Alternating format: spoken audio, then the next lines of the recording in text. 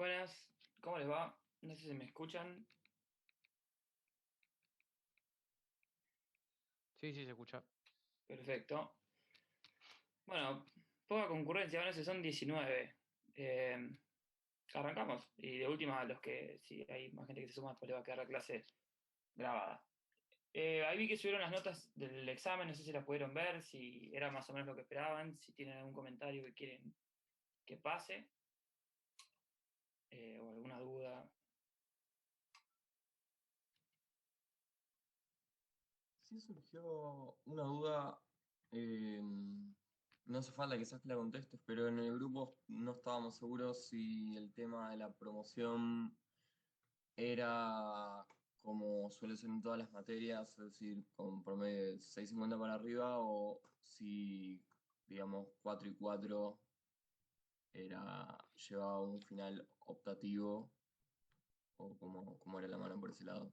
Me parece que sí, o sea, yo recuerdo del cuatrimestre pasado y de cuando yo la Sí, cursé que era así. Era el promedio 6,50 en los dos parciales, eso sí, es promoción y 4 y 4 es final. Pero de última, ok, estaría sí, bueno que sí, lo consulten con Ariel o por ahí con Guido. sí, sí. Ellos, pero me parece que sí, parece que esa es la idea y creo, y obviamente si alguno tiene que ir a recuperatorio, Ujú. eso reemplaza la nota, o sea, dependiendo cuál recuperen, va a reemplazar la nota, ¿no? Dale, gracias. Me parece que es así. De todas maneras, si no están conformes con la nota que tienen o tienen alguna duda, yo con el tema de la... Yo la verdad es que no entregué ninguna pregunta para este examen, pero bueno, si tienen alguna duda, obviamente consúltenla con, ya sea conmigo o con alguna otra, con alguno de los otros que les dio clase, porque está bueno que por ahí se la saquen si alguno tiene que ir al final. De todas maneras, el final del año pasado fue oral. No eran muchas personas y lo hicieron oral. O sea que a mí la verdad no me gustan mucho los orales, hay gente que lo disfruta más, pero nada. Si se pueden sacar la materia de encima con los parciales, mejor. O sea, es más tranquilo por ahí, no tener que llegar a la instancia de final. Pero bueno, arrancamos si quieren. Ahora empiezo a grabar y les comparto la pantalla.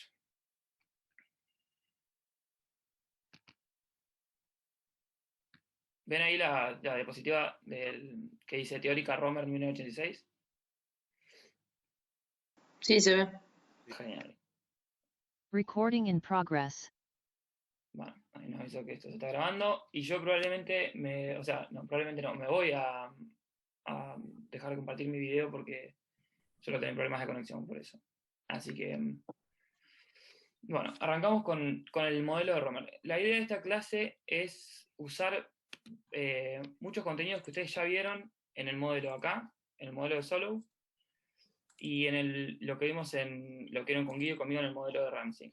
Eh, la parte del modelo de acá, el modelo de Solow, para el comportamiento general del modelo, de los modelos, y la parte de Ramsey para lo que es la solución de mercado descentralizada y el tipo de consumidor que usamos. O sea, la idea de este modelo es incorporar las externalidades al análisis que hacemos del comportamiento de la economía, eh, a lo que son las funciones de producción y ver qué pasa con el estado estacionario cuando nosotros hacemos eso. Las externalidades acá, digamos, hay que entenderlas como externalidades de capital que pueden surgir por lo que sería el aprendizaje por la práctica y el desbordamiento de conocimientos. O sea, la idea es que hay una empresa que invierte, aumenta el stock de capital y tiene, digamos, un proceso o unas técnicas para hacer eso, y en todo ese proceso aumenta la experiencia propia de la empresa y los conocimientos. Y de alguna manera eso es compartido para el resto de las empresas de la economía. O sea, no se nombra por ahí el supuesto de información perfecta, pero algo de eso hay en este modelo porque de lo contrario hay dos opciones. O sea, si el mercado no logra adquirir el conocimiento de esas externalidades o, digamos, no logra incorporar a su proceso productivo lo que aprende de otras empresas, lo tiene que hacer el planner, porque acá estamos pidiéndole al modelo que tenga esas externalidades. Entonces, de momento, lo que vamos a analizar es el modelo de crecimiento exógeno con el criterio de Lucas. O sea, es la idea planteada por Romer, pero el criterio tomado de Lucas de un trabajo de 1988. y después vamos a ver el criterio de Romer, y por último vamos a ver un modelo de crecimiento endógeno incorporando las externalidades a cada empresa a través del progreso tecnológico. Y vamos a hacer un supuesto sobre eso, que es lo que nos va a permitir formalizar la introducción de las externalidades al proceso productivo. ¿Queda claro acá la idea general? Sí. Perfecto. Bueno, arrancamos como siempre con una función de producción, pero que esta vez va a incorporar las externalidades. Las externalidades van a estar dadas por esta variable kappa en T, y yo lo que voy a hacer acá es, para las próximas firminas voy a sacar el índice temporal, pero voy a ir recordando en todo momento cuáles son las variables, cuáles son variables y cuáles son constantes, porque bueno, nada, y también la diferenciación entre niveles y tasas de crecimiento, que eso para mí es clave en este modelo. Entonces, la típica función de producción es la producción agregada en el momento T, tiene que ser igual al progreso técnico, progreso tecnológico, a la frontera de procesos de producción, como sea que lo quieran llamar, a la A, por el capital ponderado por el parámetro alfa, por el nivel de trabajo ponderado por 1 menos alfa, y ahora incorporamos las externalidades a través de kappa. Ese kappa, como ustedes ven, está incorporado con un parámetro eta, que no sabemos nada sobre ese parámetro eta. O sea, no tenemos... Si yo les pregunto, ¿entre qué valores está alfa? ¿Se acuerdan algo de micro? ¿Entre qué valores tiene que estar alfa? Una función Cobb-Douglas, por ejemplo. Entre 0 y 1. Claro. Y acá no sabemos nada de qué es el eta. O sea, sabemos lo que es, pero no sabemos qué valores puede tomar. Entonces, las conclusiones que nosotros tengamos sobre este modelo van a depender mucho del eta, de qué valor tenga este parámetro acá. Entonces, bueno, la manera que tiene Romer de incorporar, digamos, qué es el kappa, es sumar, es el capital agregado de la economía. Entonces, el capital de cada empresa ahí, por las n empresas de la economía, sumado, ese capital individual es el capital agregado de la economía, y esa es la forma que tiene Romer de interpretar este alfa. O sea, se identifica de esa manera. Entonces, perdón, este kappa, ¿no? Entonces, con el criterio de Romer, el kappa es la suma de los capitales individuales de la economía. Pero no solamente nos vamos a fijar en esto, ahora vamos a tomar el criterio de Lucas. El criterio de Lucas es decir que el kappa en realidad es el capital per cápita de la economía. O sea, es la suma del capital agregado de la economía dividido cada trabajador. Entonces, ahora nos enfocamos en esta manera de interpretar las externalidades. Entonces, bueno, estoy volviendo para arriba.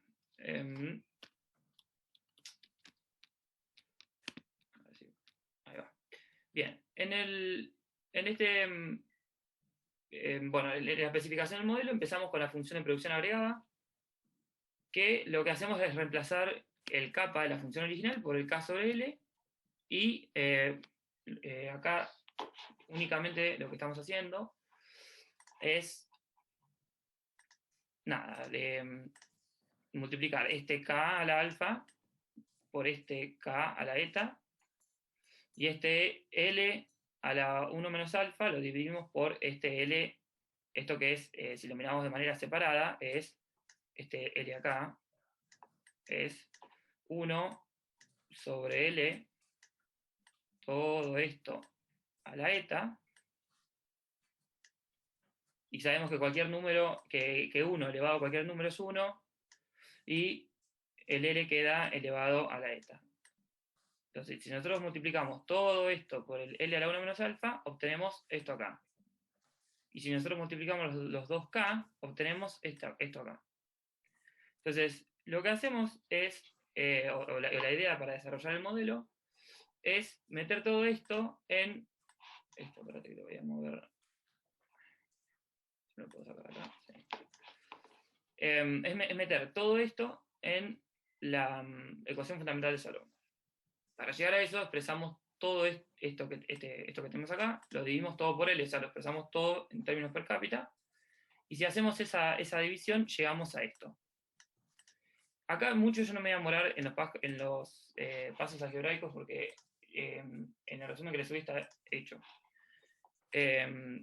Y así, digamos, no nos concentramos por ahí en eso y nos enfocamos en lo importante del modelo, que son las conclusiones. Entonces, una vez que tenemos esa función de producción per cápita, la reemplazamos en la ecuación fundamental de Solow, que era esto, que es el K punto dividido acá, que sería, ¿qué era eso en Solow? ¿Qué representaba?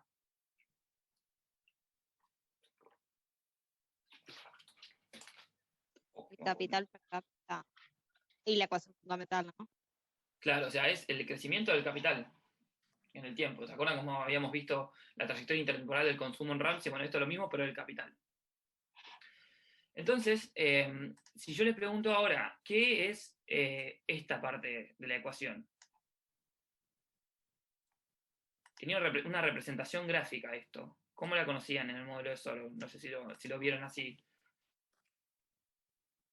¿Se acuerdan? Si no, es más fácil, o sea, cuando hacíamos que esto era 0 para buscar un punto de estado estacionario. Esta parte de la ecuación, ¿cómo se la llamaba?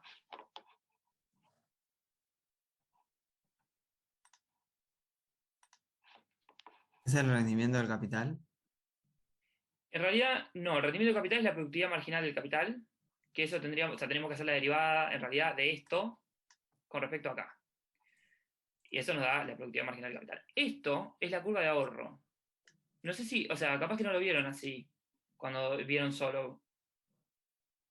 Pero ¿se acuerdan del gráfico, de los gráficos que tenían, que mostraba la curva de ahorro y la curva de depreciación cuando hacíamos el modelo? Bueno, en realidad todos los modelos estaban. Cuando tratamos de buscar el punto de estado estacionario en el modelo de Solow, que relacionaba estas dos curvas, ¿lo vieron así a esto? ¿O no? ¿O nada que ver?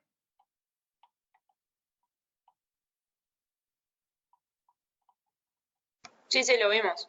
Lo vieron así, ok, genial. Entonces, si esta era la curva de ahorro, ¿qué era esto? ¿Cuál era la otra curva que era constante e independiente de K? De depreciación. Claro, exactamente. Era eso. Entonces, esto lo tenganlo en mente porque en el modelo, digamos, es lo que nos va a simplificar bastante las conclusiones y entender por qué pasa lo que pasa con los valores de los parámetros. Pero bueno, pasando por eso, teniendo en cuenta esta ecuación,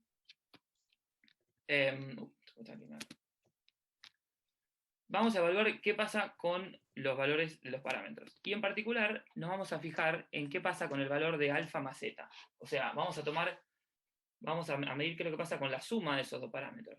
Porque dependiendo si esos dos parámetros, o sea, si esa suma es mayor, menor o igual a 1, el modelo y la dinámica del modelo va a ser distinta. Los resultados y las conclusiones que podemos obtener sobre el modelo va a ser distinta. Entonces, la clave siempre es, primero, cómo identificamos las externalidades. Después, cómo las metemos a la función de producción. Y por último, qué pasa con los parámetros. Eso es lo que hay que repetirse siempre cuando vemos el modelo de Romer, con el criterio que sea. Entonces, vamos primero para el caso en que el alfa más eta es menor a 1. Bueno, si el alfa más eta es menor a 1, significa que el exponente del k es negativo. O sea, lo que tenían arriba hace un ratito, esta parte, la que está elevada al k, es negativo. Porque siempre va a ser menor a 1. Entonces todo esto es negativo. Si esto es negativo, el k puede pasar dividiendo. Que es lo que tienen hecho abajo. Es más que nada para derivar el capital de estado estacionario. Porque el capital de estado estacionario nos muestra la intersección entre la curva de ahorro y la curva de depreciación. Entonces, como acá, si ustedes lo comparan con el modelo de Solow, lo único que cambia es este parámetro. Que encima esta suma, porque si sacamos factor común del menos acá, esto queda una suma, es menor a 1. Por lo tanto, se comporta como la economía neoclásica, aún ponderando las externalidades adentro del capital estacionario, de la función de producción, y este equilibrio va a ser estable y es único. Entonces, si el equilibrio, si esto se comporta como la economía neoclásica y tiene las mismas características, ¿cómo va a ser la curva de ahorro en este caso?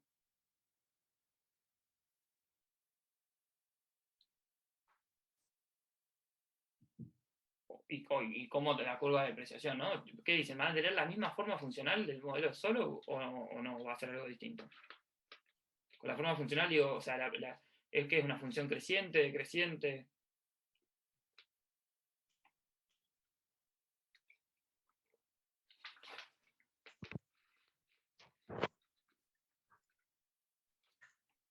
Bueno, va a ser lo mismo.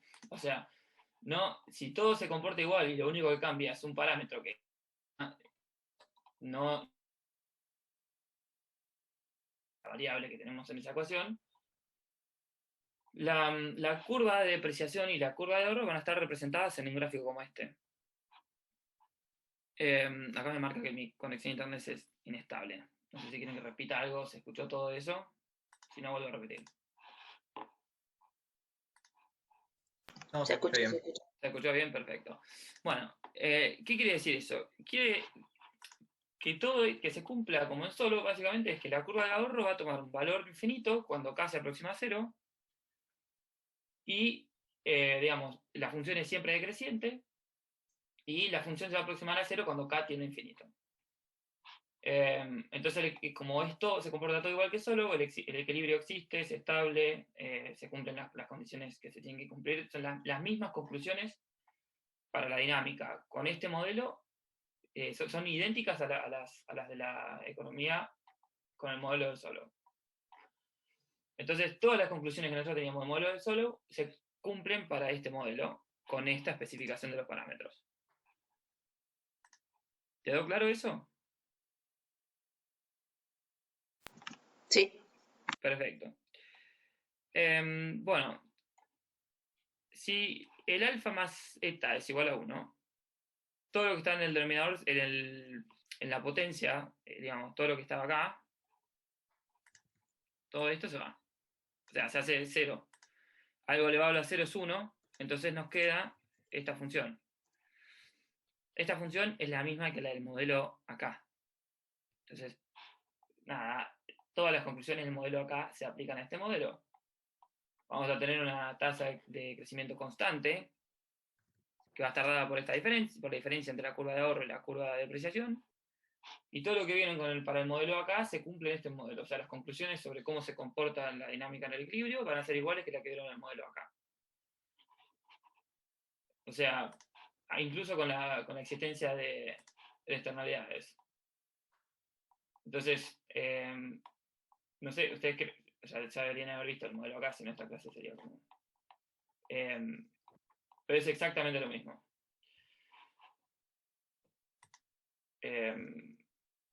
O sea, no hay ninguna relación entre la tasa de crecimiento de la economía digamos, no hay convergencia, ni condicional, ni absoluta en el modelo. La economía no tiene una transición al estado estacionario.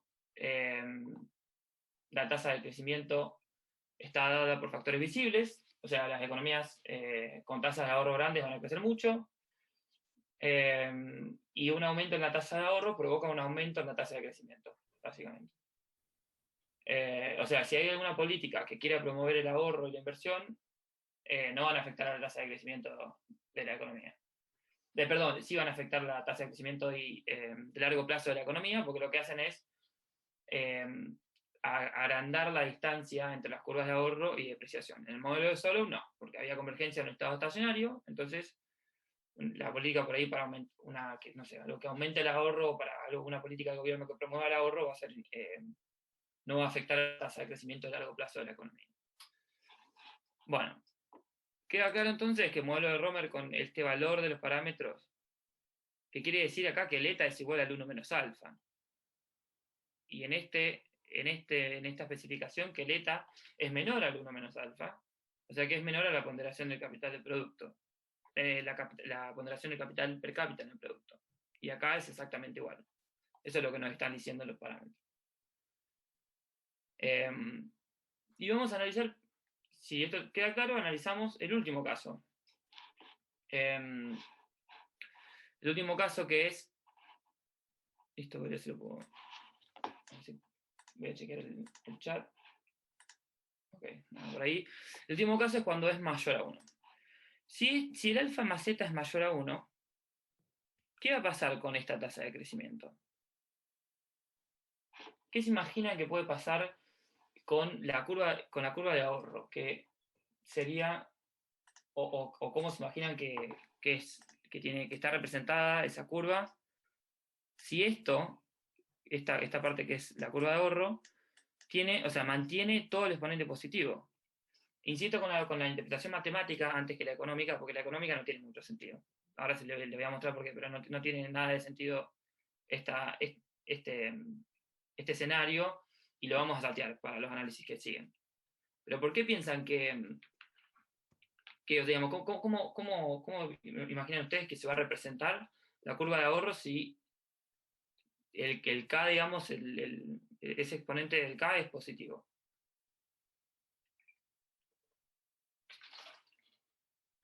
O sea, piensen que si era negativo, la función de la curva de ahorro era decreciente. ¿Cómo va a ser en este caso? ¿Creciente? Exactamente. Va a ser una curva creciente. O sea, va a tener la curva de apreciación va a ser igual, pero, y lo voy a hacer acá chiquito, no me odien, digamos, esto es el intento gráfico que tenían antes, esta es la curva de apreciación, imagínense que es una línea recta, y la curva de ahorro va a ser esto. Imagínense también que es una línea recta. ¿Qué pasa en este punto de cruce de las curvas? ¿Qué hay ahí?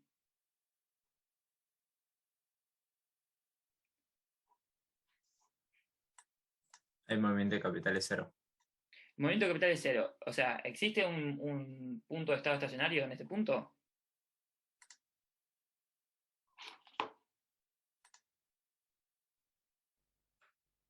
O sea, ¿existe el capital de estado estacionario en esta economía?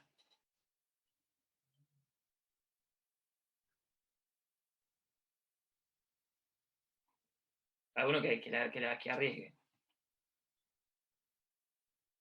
Bien. Sí, claro, existe. ¿Y es único el punto de estado estacionario? Sí. Bien.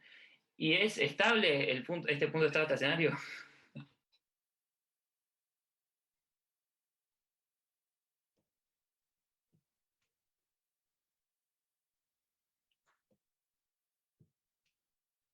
Alguno que tire, ¿sí o no? Bueno, yo voy a tirar que no. Vos decís que no es estable. ¿Por qué te parece que no es estable? La trampa. O sea, Eh, ok, porque, digamos, no tenés nada que te asegure los valores. O sea, A está dado, entiendo yo. sí. Como, ok, ya está, es lo que hay. Mi problema es lo que tenés elevando a la K. Sí. Que no entiendo si se va a mantener estable, ¿no? El alfa y el. Nunca me sale el nombre de esa letra, pero. El eta, sí. Bueno, Sí. pero mira, pensarlo de esta manera. ¿Qué pasa en un punto acá?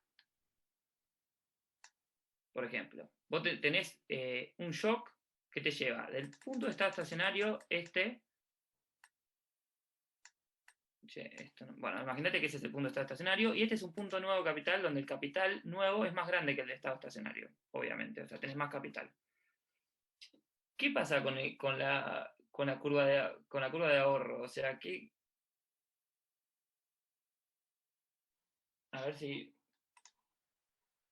tengo me parece que está puesto acá, dame un segundito. En la diapositiva siguiente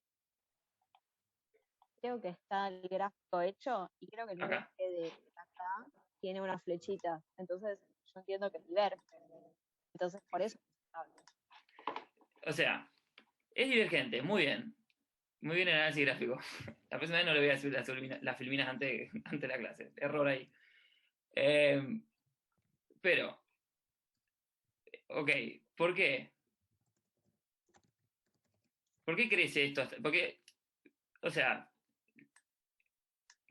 si tenemos un punto por acá de capital y nosotros mirábamos la curva de ahorro que era, vamos a hacer así, uy, no.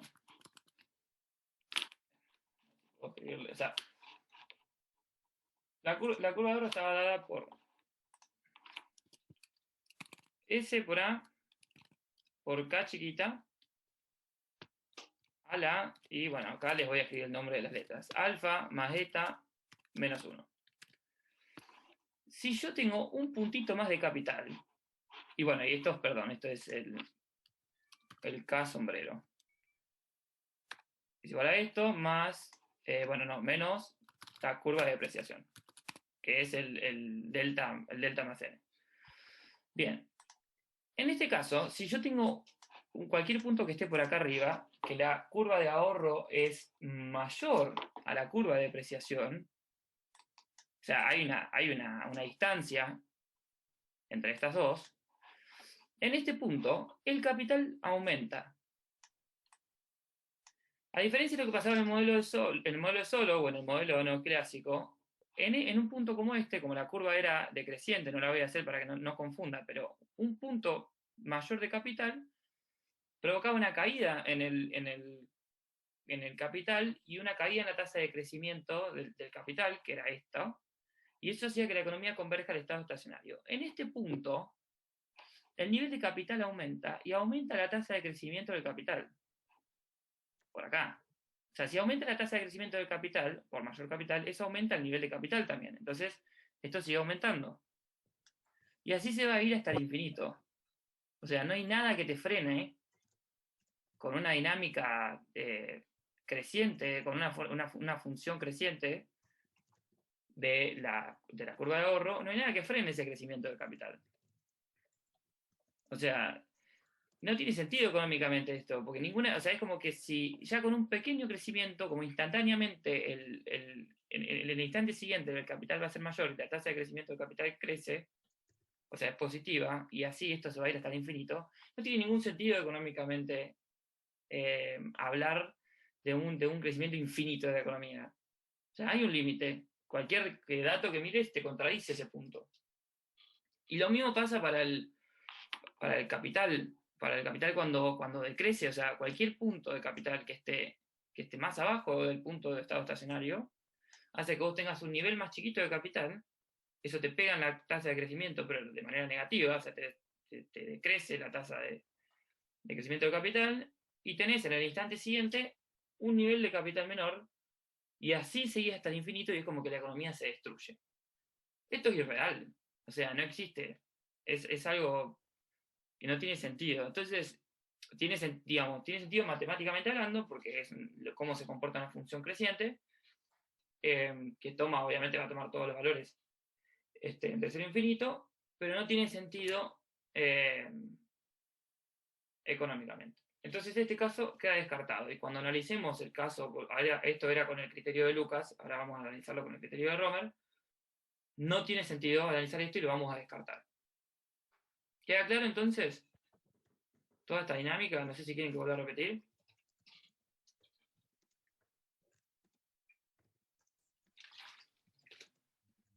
Toda esta dinámica sería en el sentido de Lucas, ¿no? Los tres Sí, casos sí. más recientes vistos desde Lucas. Sí, o sea, el modelo genérico es de Romer, pero el criterio de cómo incorporar esas externalidades a la función de producción agregada es el de Lucas. Sí.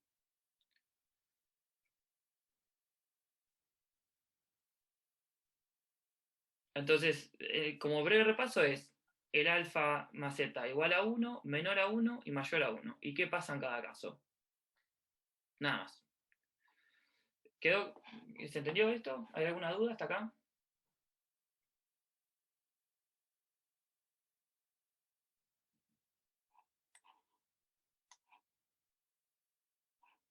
Ok, sigo. Bueno, visto esto, ahora vamos a ver qué hubiese pasado si nosotros hubiéramos seguido el criterio de Romer mismo. O sea, si hubiésemos incorporado las digamos, el kappa, o sea, las externalidades, de la manera en que lo pensó Romer. Vamos a hacer un supuesto, que después explicamos por qué, que es que el n es 0. O sea, la tasa de crecimiento, no el nivel, la tasa de crecimiento de la población es 0. Entonces, si nosotros reemplazamos de nuevo esto en la función de producción, con el n igual a 0, hacemos los pasos algebraicos y derivamos, y después expresamos todos en términos per cápita, llegamos a una ecuación fundamental de Solow que está expresada de esta manera. Tiene esta especificación. De nuevo, o sea, la única diferencia que tenemos con lo que vimos antes es que ahora aparece el L a la eta y no está el N. Entonces, ese L es una variable.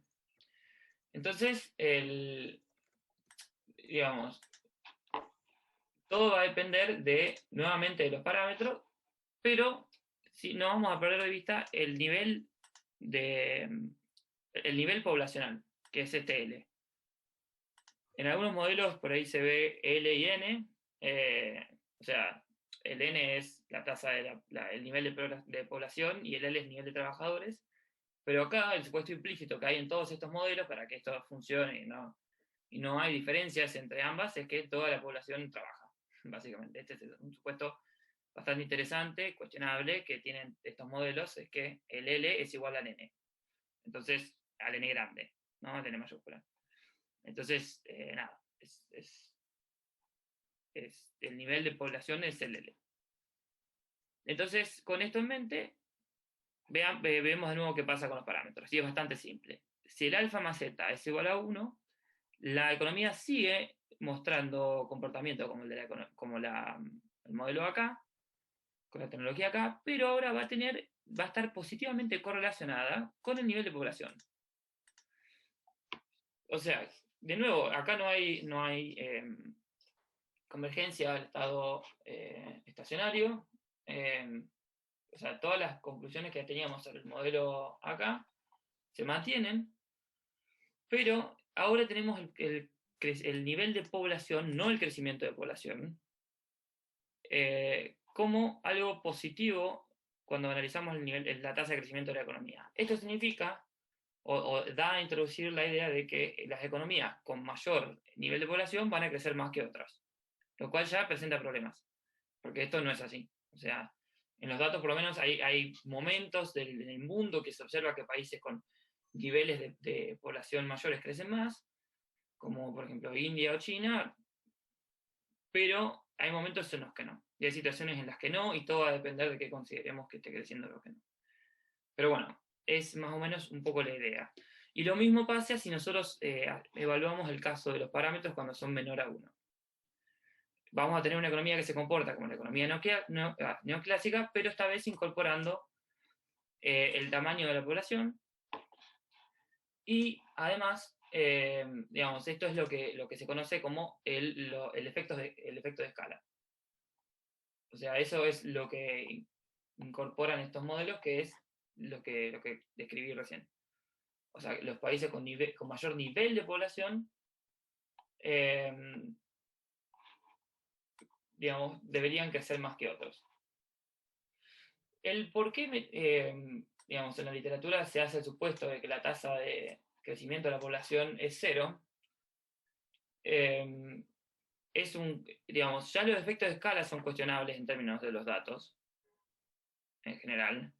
Pero si a nosotros además, acá hay un error, ya que lo estoy detectando en la diapositiva, esto debería ser 0. Esto es dividido delta, nada más. El n este de acá no va.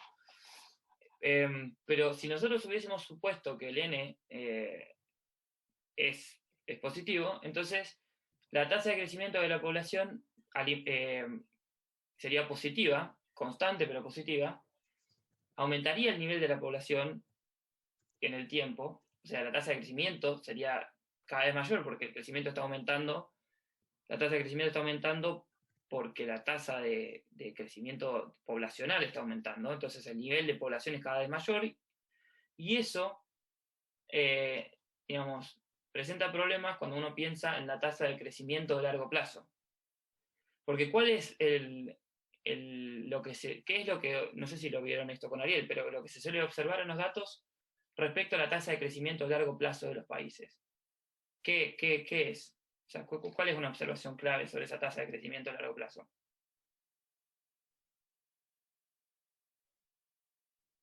O por lo menos que estos modelos suelen concluir. ¿Que es constante?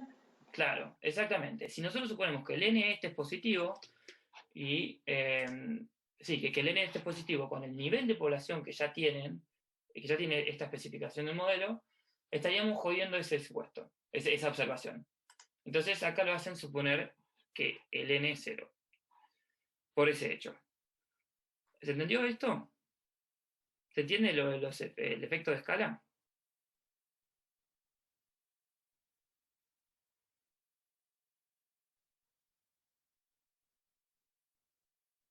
Sí, creo que sí. O sea, si tenés una población más grande, se supone que vas a crecer más según esto.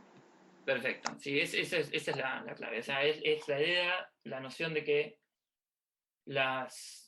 como el stock de capital estado estacionario, depende, o sea, en el caso de la economía neoclásica, en el caso del modelo acá no, porque ahí no hay capital estado estacionario, pero en el caso de la economía neoclásica, ese capital depende positivamente del nivel de población. O sea, ¿Nivel de crecimiento o nivel de stock? Población. No, el stock. Nivel stock, tasa de crecimiento. O sea que, según este modelo, China tiene muchas más posibilidades de crecer que Japón. Exacto. Sí, la India también. Esto a veces es así, en periodos del mundo es así, en periodos en los que no. Pero no hay una correlación específica con el nivel de población, generalmente. O sea, esto predice este modelo, analizando así, si uno, qué sé yo, trata de estimarlo, va a predecir, o lo que uno esperaría encontrar aplicando este modelo a los datos es que los países con mucha población tienen que ser mucho más ricos. O sea, deberían tener mucho más capital por trabajador que países con poca población.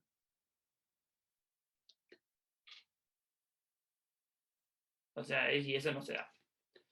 ¿Quedó claro ahí?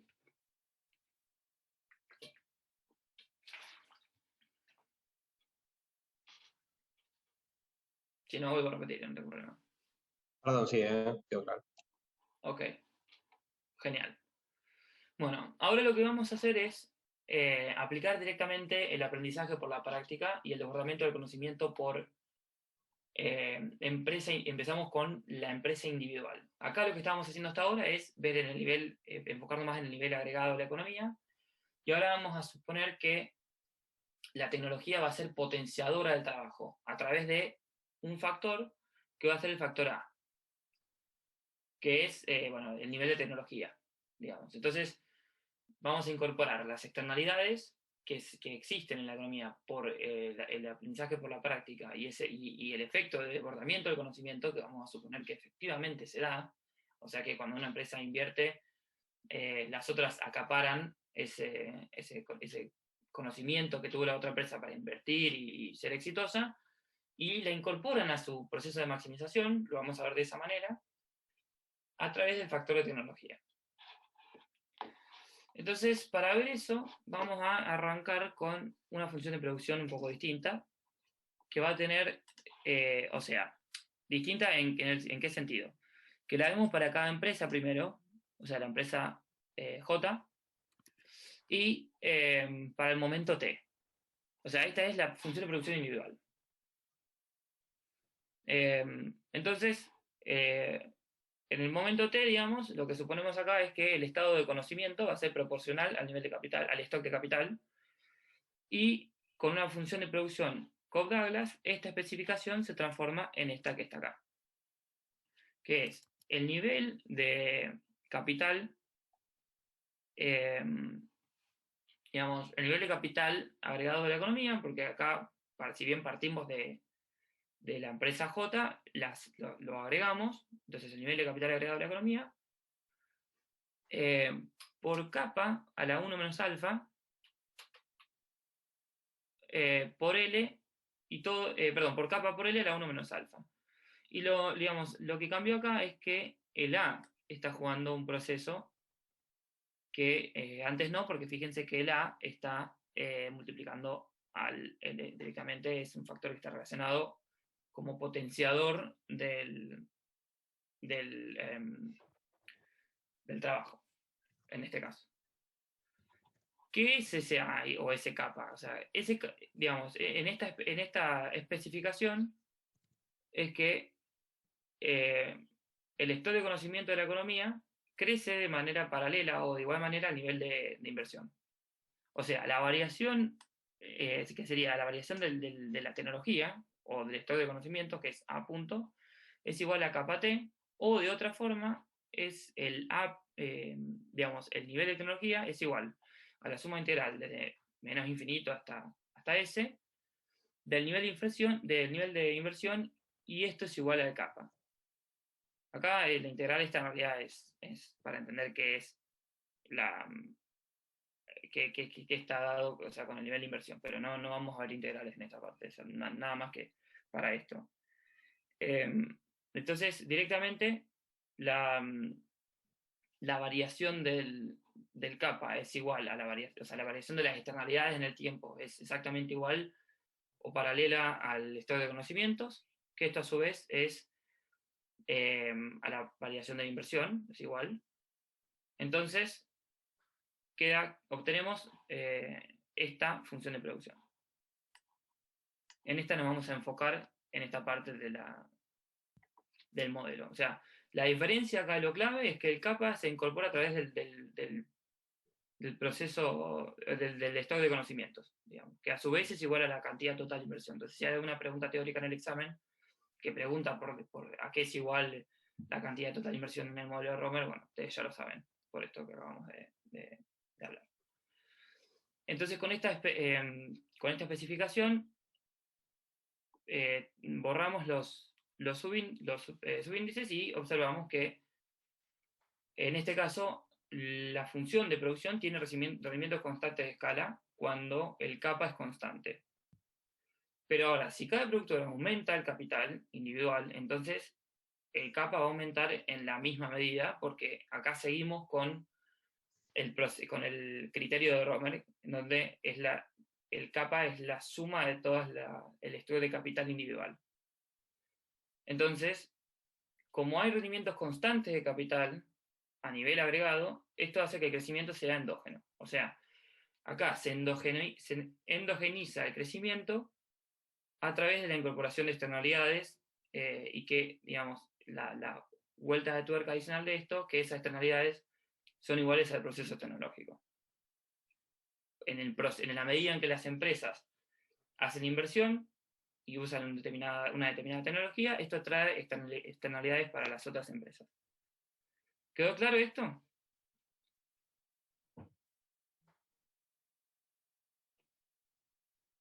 ¿O quieren que vuelva a repetir algo?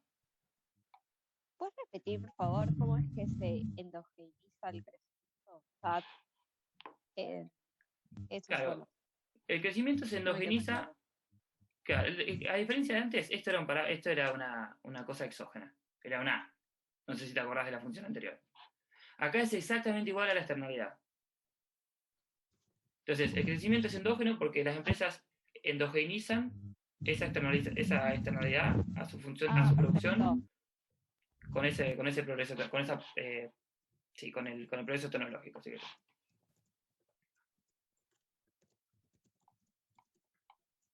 Esto, digamos, lo incorpora Arrow también, porque Arrow lo que muestra es que, bueno, lo que dije recién, el SA no crece a un ritmo exógeno cualquiera, sino que la adquisición de conocimiento por parte de las empresas está vinculada a esa experiencia de inversión. Él citaba explícitamente para el año 1962 la industria aeronáutica. Pero bueno, esa es un poco la idea que vamos a usar en esta parte, a diferencia de las otras. ¿Quedó claro ahora eso?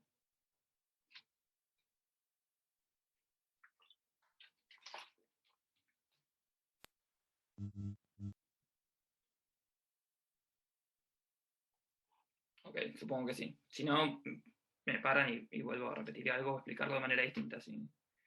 Yo la verdad es que este modelo me costó un montón entenderlo porque era como una mezcla de muchas cosas, pero Pero nada, no es tan complicado. Bueno, bien. Entonces, ahora sí, en términos agregados, podemos expresar la función de producción de esta manera y lo expresamos de nuevo en niveles per cápita.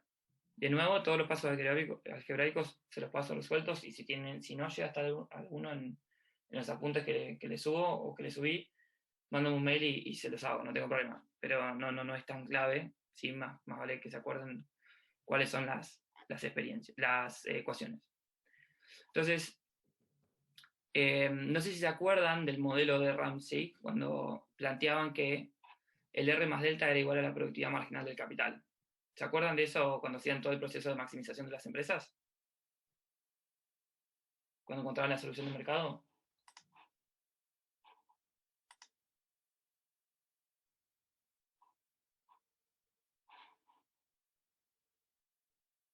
A ver si encuentro las filminas de Guido acá, se las muestro en verdad. Pero es lo mismo que lo que había desarrollado Guido en la teórica del modelo de Ramsey. Cuando sacaban las condiciones de primer orden del proceso de maximización de beneficio de las empresas.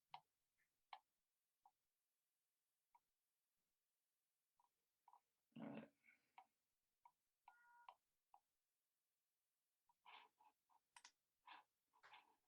O sea, cuando le requeríamos al capital que tenga determinado rendimiento, el rendimiento del capital es la tasa de interés más la tasa de depreciación.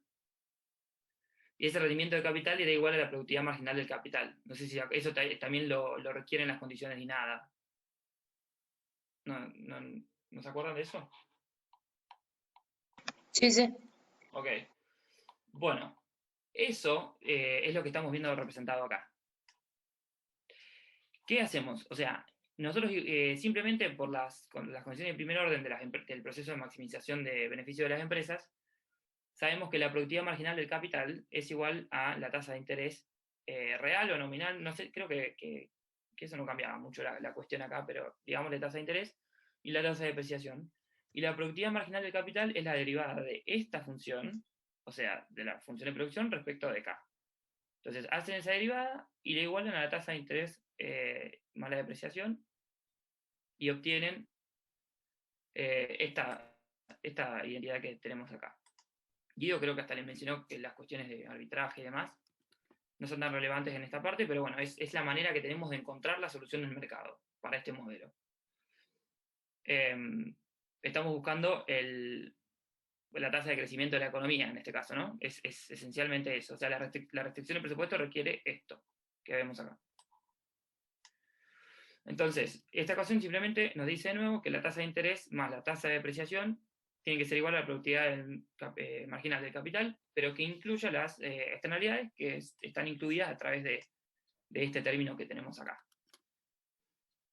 Y con esta ecuación encontrada, volvemos al modelo de Ramsey, y como los consumidores en este modelo son iguales a los del modelo de Ramsey, la tasa de crecimiento intertemporal del consumo está dada por esta misma ecuación de Euler que ven acá.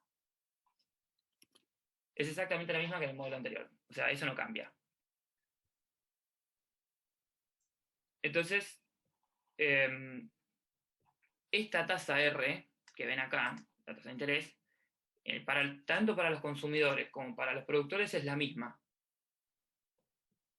O sea, esta R tiene que ser igual a esta R acá.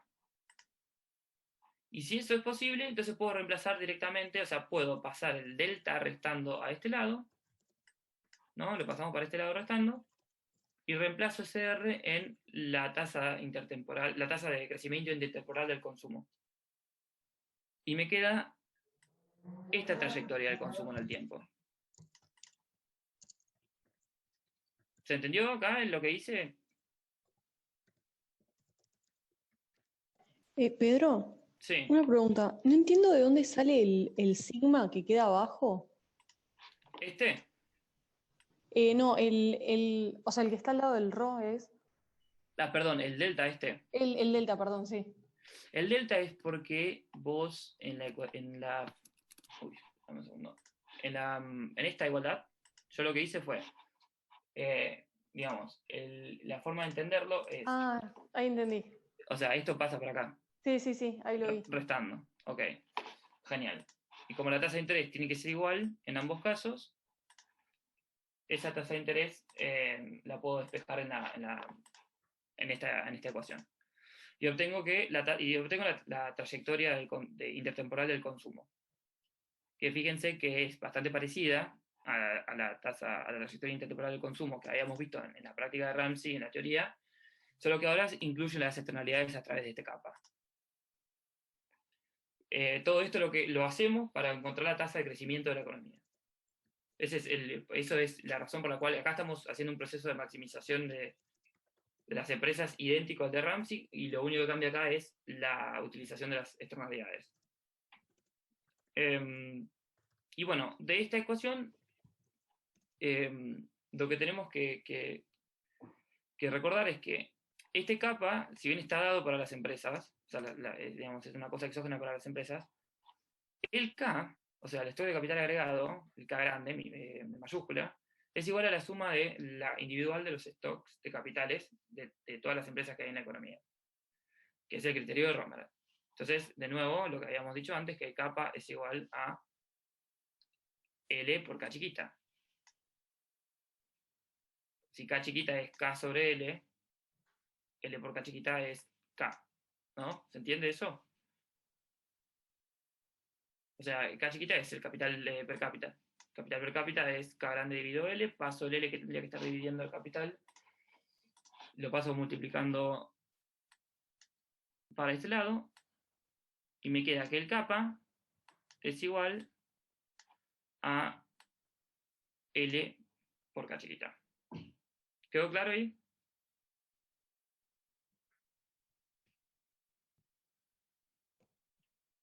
¿Sí? ¿No?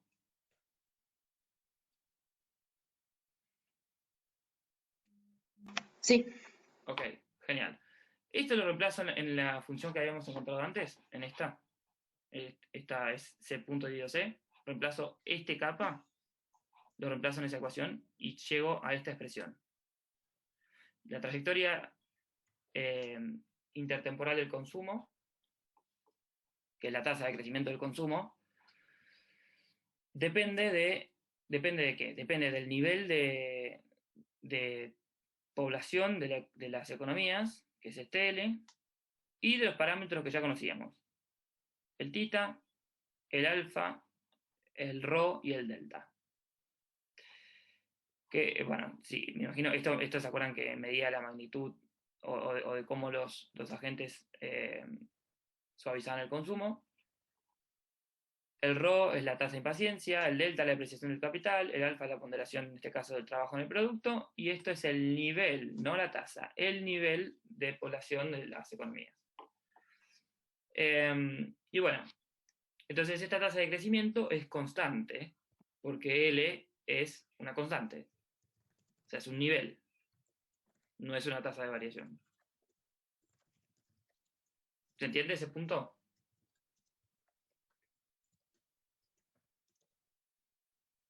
¿Quieren que lo voy a repetir?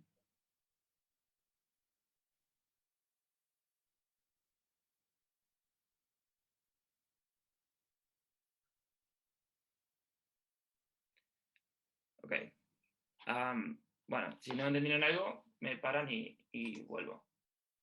Y, digamos, esto se puede demostrar, realmente no lo vamos a hacer acá, pero se puede demostrar que la tasa de crecimiento del consumo es igual a la tasa de crecimiento del capital, y como la producción agregada es proporcional al stock de capital, la tasa de crecimiento del capital es igual a la tasa de crecimiento de la economía.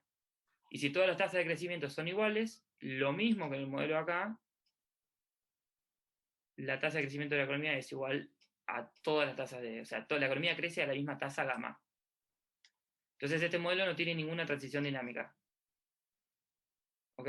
Entonces, digamos, la primera conclusión que vemos acá es que un modelo de crecimiento neoclásico, agregando externalidades con el criterio de Romer, para el nivel individual, de la cantidad individual de empresas, agregando esas externalidades, arroja un modelo acá de crecimiento endógeno. Entonces, si agregamos externalidades a una economía, transformamos una economía representada a través de un modelo neoclásico a un modelo que se comporta como un modelo acá, con crecimiento endógeno, e incluyendo las externalidades.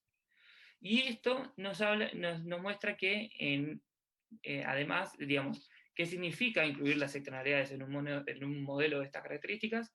Significa que hay una correlación con el nivel de población y que hay efectos de escala en un modelo así. De nuevo, o sea, está toda la cuestión sobre los datos y los datos, digamos, la evidencia empírica sobre el comportamiento de este modelo y la capacidad de predicción de un modelo así. Porque cuando uno piensa en este modelo de crecimiento, lo que está tratando de buscar o de entender es tratar de predecir qué es lo que va a pasar con la tasa de crecimiento de la economía. ¿Se entiende hasta acá esto o quieren que repita algo?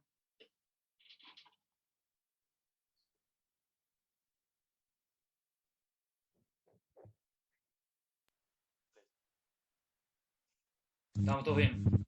¿Te puedes repetir, por favor? Sí, ¿todo o alguna parte en particular? ¿Se escuchó? ¿Te puedes repetir, por favor? Sí, o sea, pero no sé qué parte, si querés que repita todo No, la parte de la conclusión. perdón, se cortó un poco ahí, ¿la parte de qué?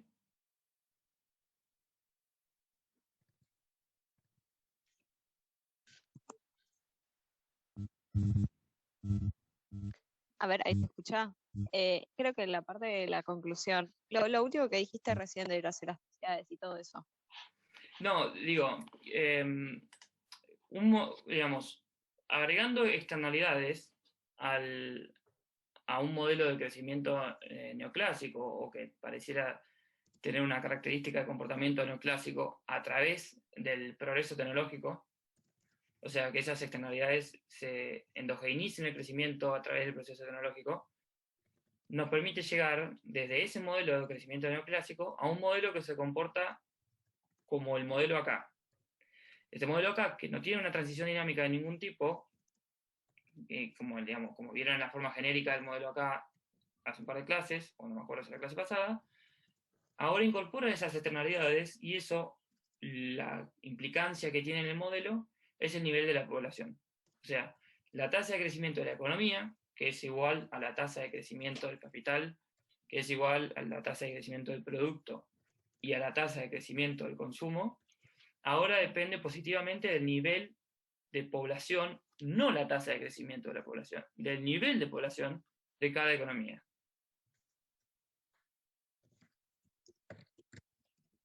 ¿Eso quedó claro?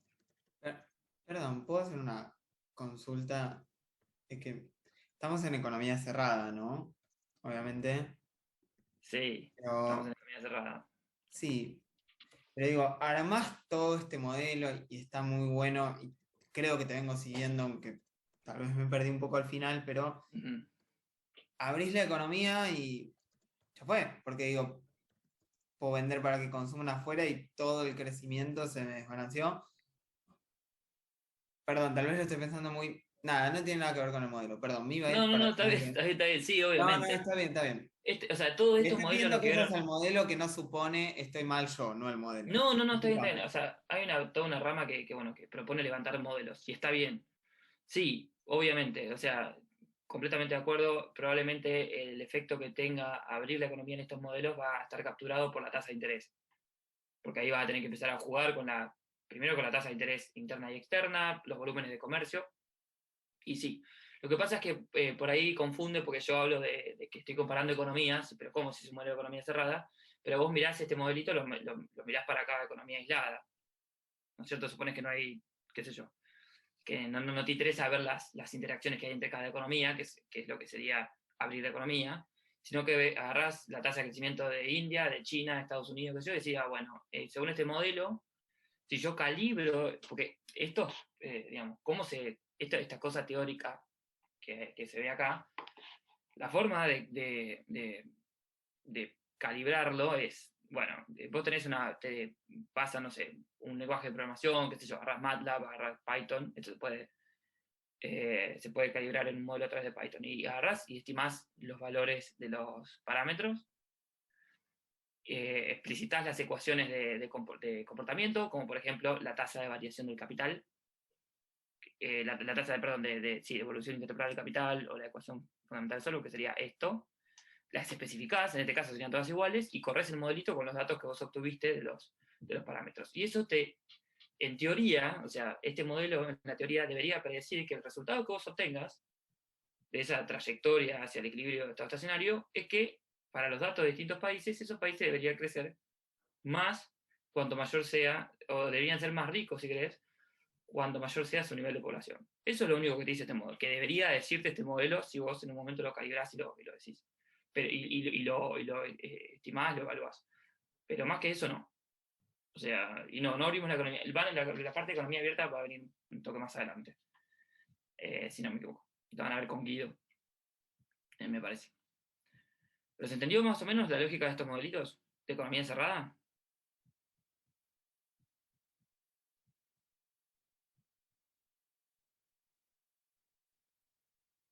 ¿Sí? ¿No? ¿Dudas?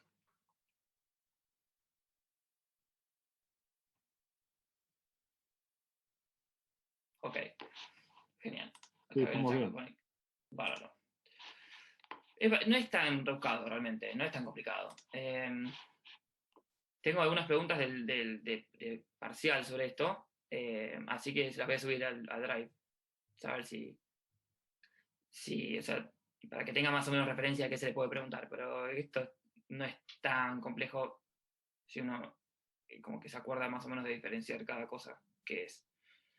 Y bueno, acá lo que hacemos es resolver acá ya hay un error en esta slide, le falta el paréntesis ahí, pero nosotros buscamos recién la solución de mercado y llegamos a esta conclusión, que todas las tasas de crecimiento eran iguales y todas crecían a una tasa gamma. Y acá lo que hacemos es buscar lo mismo para las familias productoras. Esto es igual al modelo de Ramsey, donde las familias lo que van a hacer es maximizar una función de utilidad, como el micro 1, pero teniendo en cuenta, a diferencia de los modelos anteriores, que esta vez el n va a ser 0, o sea, la tasa de crecimiento de la población es 0. Aplicando la función CES, creo que es que habían visto, la utilidad queda representada por esta función, y esto se maximiza a través del hamiltoniano, y eso va a estar sujeto a esta digamos, restricción de recursos de las familias, donde nos dice que digamos, la producción se va a tener que repartir entre el consumo, la inversión bruta, que es igual a la inversión neta más la depreciación. O sea, esta es la restricción de recursos que tiene esta economía. Y haciendo el proceso de maximización, que de nuevo se plantea, o sea, las familias, como las empresas toman el CAP acomodado, se plantea el hamiltoniano, se resuelve esto, o sea, se buscan las condiciones de primer orden y se impone las mismas condiciones que para el modelo de Ramsey,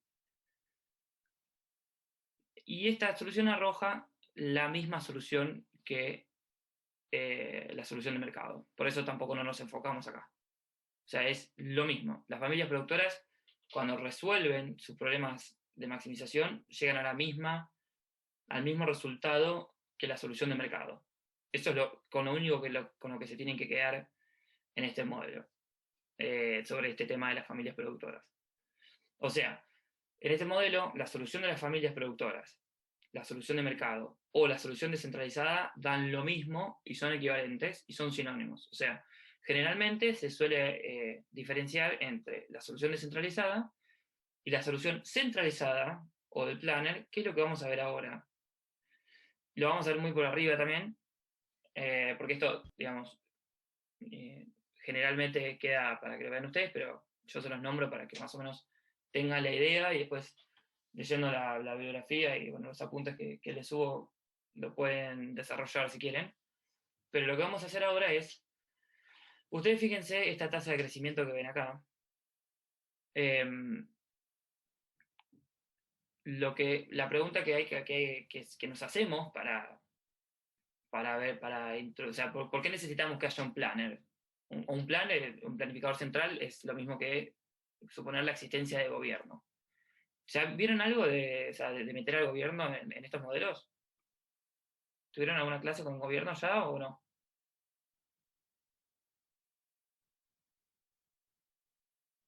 No, por ahora no. Nada, ok. Listo. Sé que la economía no la abrieron, pero ahora imaginemos, ¿no?, que hay un planificador central, supongamos, o sea, para identificarlo bien en la economía, digamos que es el gobierno, y preguntémonos, ¿por qué necesitaríamos que el gobierno intervenga en esta economía? Y porque puede llegar a ser que la tasa de crecimiento que nos, digamos, a la que, digamos, si el gobierno de alguna manera logra que el mercado, o sea, que las empresas internalicen mejor las externalidades que en una situación en la cual no existe el gobierno, puede llegar a ser que entonces la tasa de crecimiento de la economía sea mayor. Eso es la razón sería como la manera de justificar la existencia del gobierno en esta economía.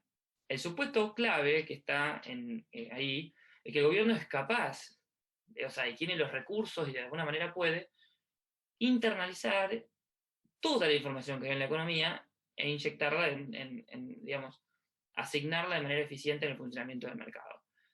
Ese supuesto es un supuesto fuertísimo, pero ese supuesto que hay, digamos, que hay que hacer para entender el rol del gobierno en esta economía, en este modelo. Si yo hago eso,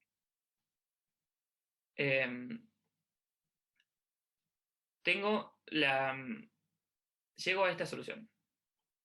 O sea, esto está también desarrollado, no me interesa que lo sepan desarrollar, pero sí que me crean que llegamos a esta solución cuando se incorpora el gobierno a la economía. Esta solución, el gobierno, para llegar a esa solución, toma toda la información disponible que tiene sobre el CAPA. Toda esa información disponible que tiene sobre el CAPA deja de estar dada para el gobierno, porque el gobierno la introduce en el problema de maximización y maximizando y asignándole la información correspondiente a cada empresa o cada familia, que en este caso es lo mismo, llega a esta solución que tenemos acá. Esta solución, como ven, arroja una tasa de crecimiento positiva, obviamente, que depende también del nivel de población, pero que es mayor a la tasa anterior. ¿Por qué es mayor que la tasa de crecimiento anterior? ¿Por qué piensan que es mayor? Esta tasa que tenemos acá, que como verán no tiene el alfa, ¿por qué sería mayor a esta tasa, que es exactamente igual, pero con el alfa? Matemáticamente, no Un poco económicamente. lo decía ahí, ¿no? Pero es porque el alfa está entre 0 y 1, entonces como que te achicaría esa primera parte de lo que está entre paréntesis. Exactamente, es esa la respuesta. Y la intuición económica, la idea económica es que el planner logra incorporar mejor que las empresas toda la información que tiene sobre el CAPA. Eso, bueno, queda a criterio de cada uno creerle al supuesto o no. Pero la idea de por qué introducir un planificador central en este modelo es esa. Bueno, esto sería todo lo que yo tengo para decirles sobre este modelo. No sé si les quedaron dudas, si quieren que repase algunos conceptos, o bueno, dudas sobre otra cosa, sobre cosas de la materia en general. Soy todo oídos. Una pregunta, ahí vos suponés que el planner, o sea, el Estado agarra la información, o sea, las externalidades y las usa de la mejor forma posible, o sea, la usa mejor que lo usan las familias productoras, las empresas, ¿no? Sí. Sí, o sea, es que supuestamente el gobierno internaliza mejor esa información, de alguna manera, pero no se especifica cómo. Es como si el gobierno de Argentina de repente dijera, bueno, no, la inversión que tiene que hacer el campo o no, para pensarlo en términos de este modelo debería ser, la inversión del agro genera estos conocimientos. Entonces, estos conocimientos, que los conocimientos pueden ser conocimientos sobre la tasa de interés, una tasa de interés conveniente, de cuándo sacar un préstamo, cuándo no sacar un préstamo, o sea, esas decisiones que por ahí tiene que tomar la empresa, o de cuánto invertir, cuánto cosechar, bueno, esa información el Estado de alguna manera puede redistribuirla en pymes que estén vinculadas al agro de manera mejor que la que las pymes lo hacen sin el Estado. No sé si... Claro, entiendo. Eh, Sí, sí, más allá de la realidad, no, el supuesto era para entender bien cuál era la lógica detrás. sí, Gracias. es eso. ¿Alguna otra duda?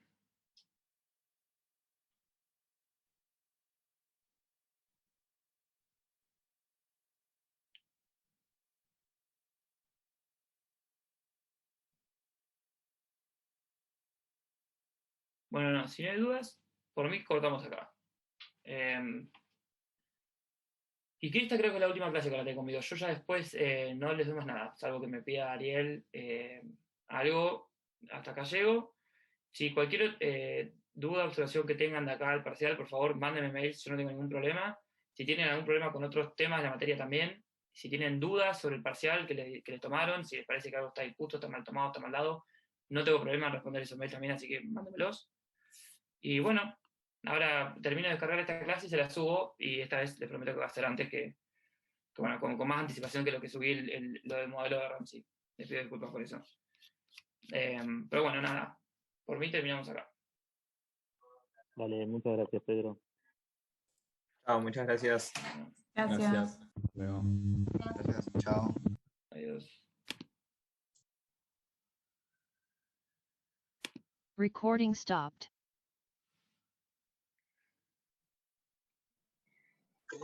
¿Por acá? Sí, sigo.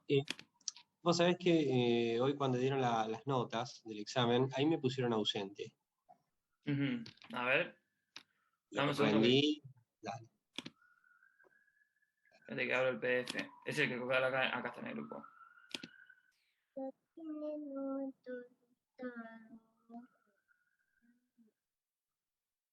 Dame un segundito que está abriendo. A ver. Martín Fernández. A ver. Sí, parece que tenés puesto nada. ¿Y vos rendiste el examen? Sí. Bueno, genial. Ahora mando ya mismo en el grupo de WhatsApp.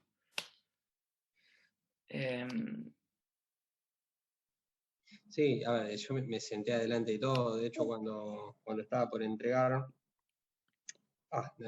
no me acuerdo el nombre del ayudante ahora, pero nada, de hecho estuvimos hablando que habíamos trabajado en la misma empresa, como para recordar que estaba. Digo. Era, perdón, Paula, Juan. Paula estaba y el otro ayudante, ya te digo.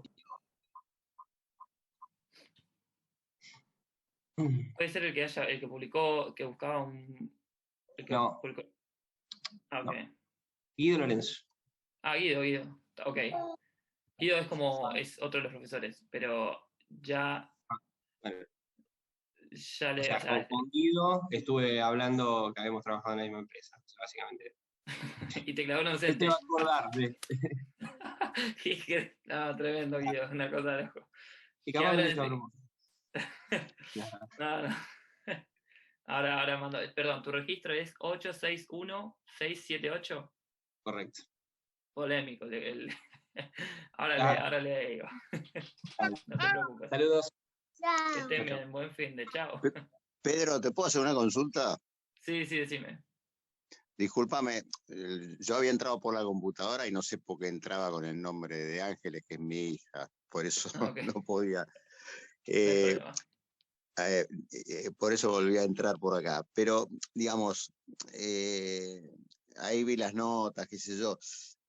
¿Cómo es la modalidad, digamos, en general, digamos, cómo ha venido siendo? Es decir, ¿hay régimen de promoción? ¿Hay que ir a final? Sí. ¿Cómo? No, es lo que yo le comentaba a un compañero que creo que me hizo la misma pregunta. De lo que yo recuerdo cuando el semestre pasado y de cuando yo la cursé, que es cuando estuve más presente en el diseño de los exámenes, era 6.50 en promedio entre los dos parciales, eso te promociona. Menor a eso, entre los dos parciales, vas a final, pero para ir al final tenés que tener los dos aprobados. O sea, si bochaste uno de los parciales, tenés que ir al recuperatorio. El recuperatorio reemplaza la nota y es promocionable la nota de recuperatorio. O sea, si, no sé, te sacaste, 3 y 4, recuperás ese 3, te sacas un 10, promocionás. O sea, una cosa así. Creo que es así. La idea, sí. ¿te parece? Por ahí preguntárselo a Guido, que él es el que determina eso, o Paula también, o bueno, Ariel mismo, pero tengo entendido que era así, por lo menos viene siendo así. Yo saqué 4 ahora. Sí.